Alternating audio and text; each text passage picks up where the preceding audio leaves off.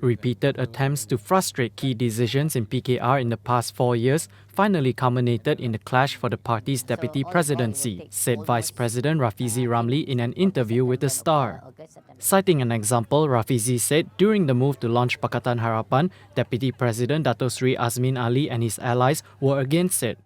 We were responsible for launching Pakatan Harapan. Datuk Seri Azmin was against it because he felt that a union with PAS would have ensured longevity of PKR and we wouldn't have survived without Malay votes. Likewise, when we decided to bring in Tun Mahathir and Bersatu and agreed to the consensus that he became the 7th Prime Minister, people like Haniza, Zuraida, Azmin were against it on the basis that he should be younger Prime Minister and so on and so forth.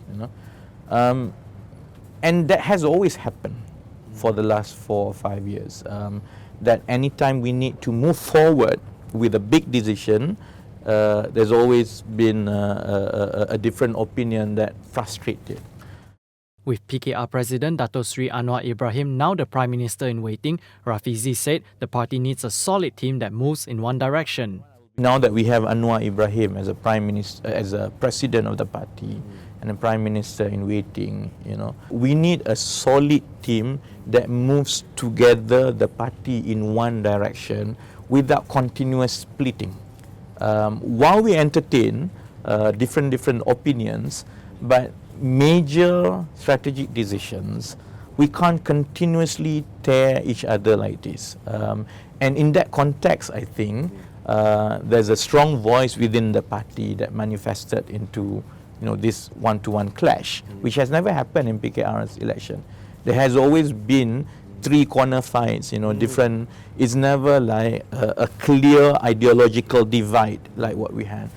And the biggest motivation for that is this hope that with Anwar Ibrahim as Prime Minister, should the party has made a decision that he's a Prime Minister candidate for the 8th Prime Minister, we don't want there are other backdoor arrangements or discussions or moves that can frustrate that, because that had always happened in the last 4 years. When he believes the choice for PKR members at the party elections is to elect a deputy president who best fits and complements Anwar.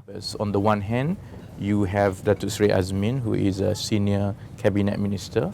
That's one campaign trajectory, which is you use the strength of the government track record and your government's position to strengthen the party further and to bring it to the new level. Or you have a different trajectory, which is people like me have always been very active on the ground, very fast on the ground.